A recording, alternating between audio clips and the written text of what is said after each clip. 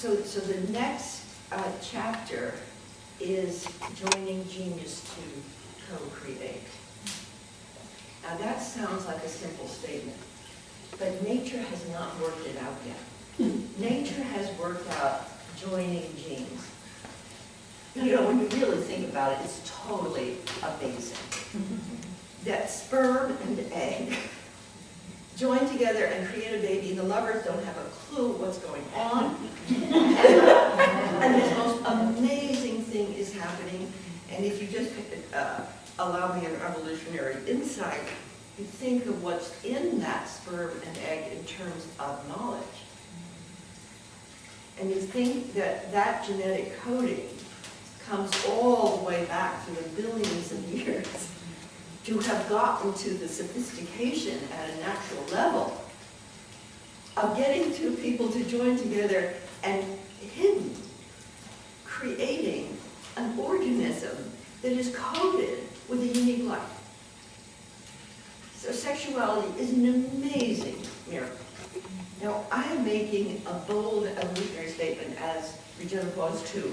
I've been through this for so long. I think learning to join our genius to co-create is as immense a step forward as learning to join our genes to procreate. Yes. Now that it's a subtle statement because it sounds like it might be easy. But almost everything breaks down when you actually try to join your genius, because to do it, you're co-equal co-creators. And our society is not designed that way. Our society is designed in a pyramid structure, top down. And I'll just take a little evolutionary insight here from my friend Jean-François Noubel. It's in the field of understanding collective intelligence. And he points out that original collective intelligence was tribal. And we were able to see each other, know each other, and there was at least a collective intelligence in the tribe. What happened with the written word and agriculture and many other things is we got surplus and we began to go into the pyramidal structure of top down. And for 7,000 years, it built civilization. It created the patriarchy. It created everything that civilization is, and literally, starting around, I think, when we dropped the atomic bombs on Japan, and we're going this tomorrow, it became obvious that more and more power with the top-down structure would destroy the world. And now it's pretty obvious that the big corporations, the big financial institutions, the organized religions cannot handle the problems that are being created. So the top-down structure is actually shaken everywhere. Almost every major institution is struggling with it. Over here is a type of social organization and organisms that's barely well known. You can call it social synergy, you can call it synergistic democracy, co-equal co-creativity, but it has to do with small circles and fractals and cyberspace, and Jean-François says we're becoming a new social species.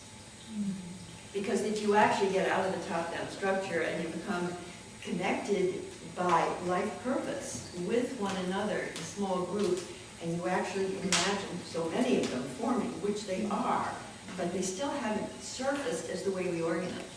So we're in transition.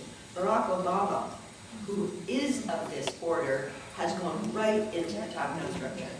Now, it's really interesting to watch how we can help by expanding networking structures. But just, I'm losing my point here because I was really on joining genius to co-create. I believe that as we learn this in small groups, that the structures that come out of it are the next stage of social organization. That they can't be the big top-down anymore, but it's not anarchy or formlessness. It's extremely beautiful. So I would like us all to feel that when we're practicing the joy of suprasex, and there's a joy in it, otherwise we wouldn't do it. It's so challenging, but that's the same is true of sex. Who would do all that?